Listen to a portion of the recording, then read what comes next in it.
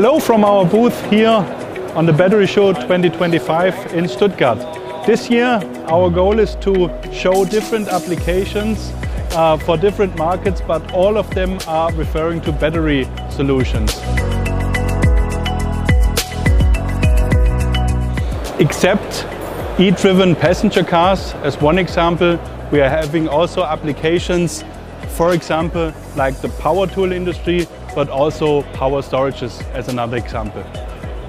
We are presenting today a complete new and innovative technology for cell can production in stainless steel. In stainless steel, we're coming from a plate design, we're going to a roll forming and forming a tube.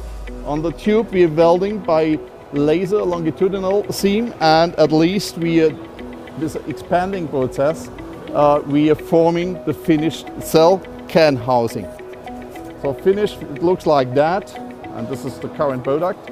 For aluminium, we are also working in aluminium, and in aluminium we're using a different machining technology. So we're getting a pre-formed part, what is press formed, and we are just welding the longitudinal seam, also with a laser process, but with a special technology, is oscillated laser welding, and at least we got the product in aluminium.